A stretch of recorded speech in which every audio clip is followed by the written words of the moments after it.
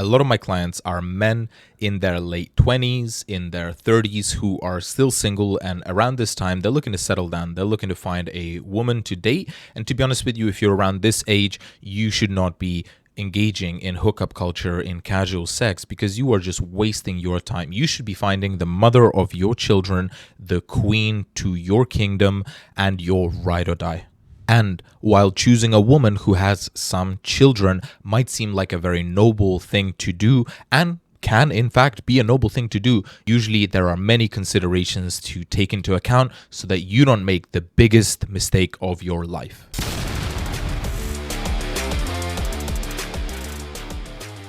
The person you choose to marry or the person you choose to be with for the rest of your life will have the biggest impact, is the biggest decision that you will ever make. It will be every single good thing that ever comes out of your life, every single bad thing that ever comes out of your life. The right woman can lift you up into your full potential. The wrong woman can break you down and destroy your entire life. And so making this decision is very important. And as a man, as a leader, you should have a vision for your future, which is why we're going to kick off this list with number 1.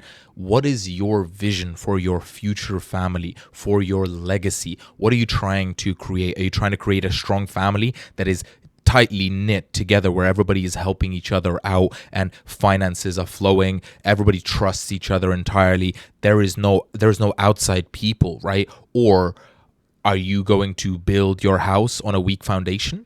Because if you have the idea of having the strongest possible family and you choose a woman with children, there is another man involved in the entire process, right? There's another authority figure that could at any moment's notice challenge your own authority with those children, right? And if you want to be, you want to be the sole authority within your household, within your family. And if there's another man involved, your authority will always be under question. Now, if you yourself have children, this can be a different dynamic. Maybe it's going to actually be good for kids and kids to be together, to grow up together, to have siblings. It could be a good thing. And if the woman is just an incredible woman and you want to make her your queen and there's no one else, and you crunch the numbers, you've done the maths, and she is perfect for you, and she happens to have 1 or 2 children, and you're in a financial spot that you can take them up, fair enough. You can be a king with adopted children in your kingdom as long as you have some of your own. Your focus should be on, how do I use this one very limited life to get the most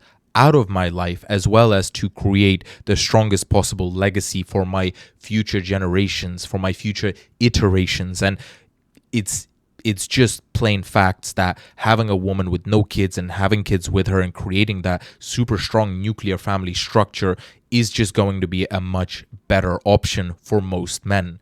Number 2, think about the financial and the emotional stress that comes with it, right? Because think about it. Now you have to look after an entire child that isn't your own, right? So you're not procreating, but you are wasting your time and your resources raising another man's child. Like, you have to consider that it is going to be more expensive, right? It just will. And there is going to be a higher degree of emotional stress in the process too, because you have a whole other person involved that isn't your child. You're going to have to be nurturing to that child. Holding space for anyone takes a lot out of you, right? And this is one where you don't even get a biological reward. And I'm not saying that you shouldn't be nurturing and generative to other children. You absolutely should, but you should also be aware that taking on another man's responsibility like this is going to have an impact on your emotional state as well as your money. Number 3, right, is the co-parenting and the authority issue that the other man can potentially hold. Now, this obviously doesn't apply if the woman is a widower, right? The father died and you're just helping support them.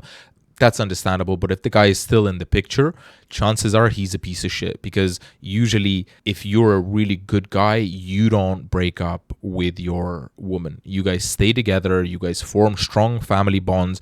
But if this was like a teenage pregnancy, or it was like an accident, a slip up, she didn't do her homework or whatever, right? She chose a man who may have signaled some bad boy values, and now he's going to come into your life and mess with your life for the rest of your life.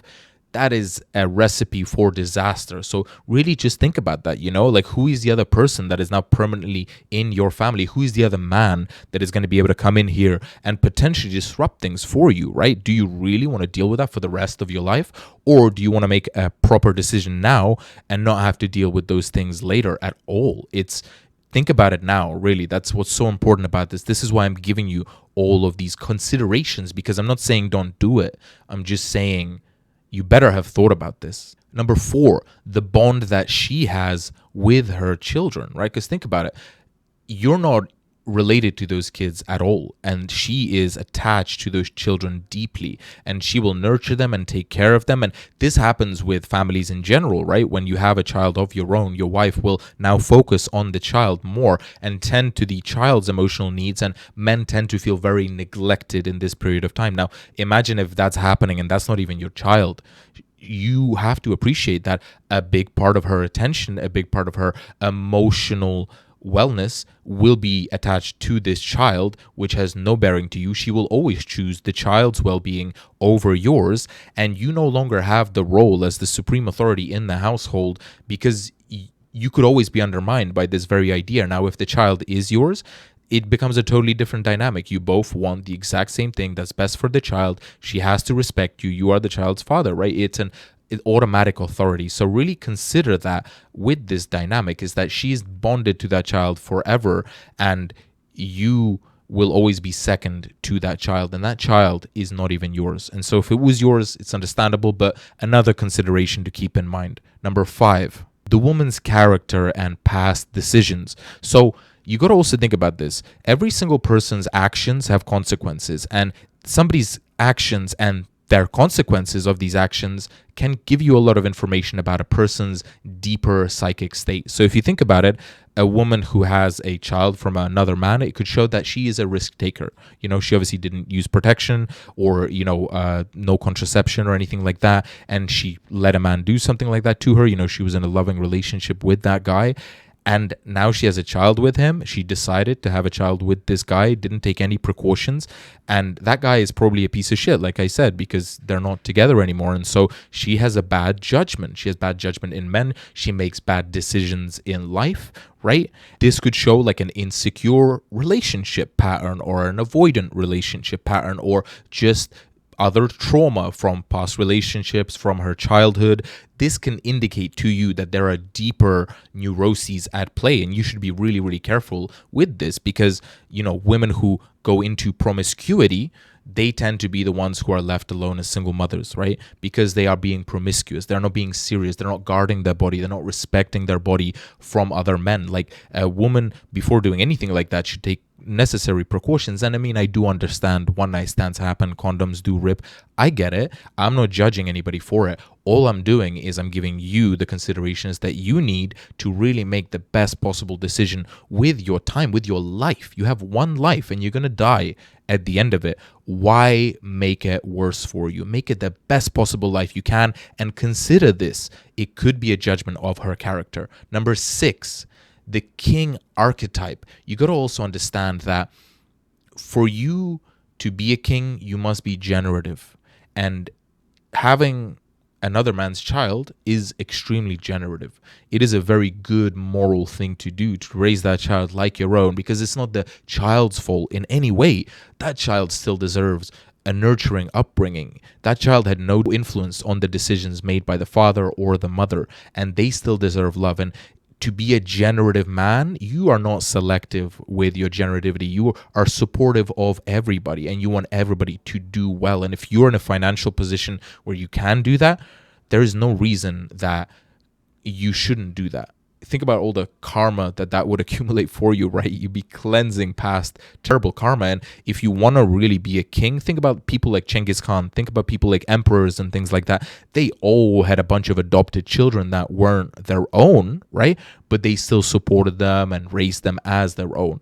And that is beautiful. And so all these considerations shouldn't take away from that. And if you're in a position where you have met the perfect woman, it just so happened that didn't work out with a previous partner, maybe it's not even the girl's fault, right?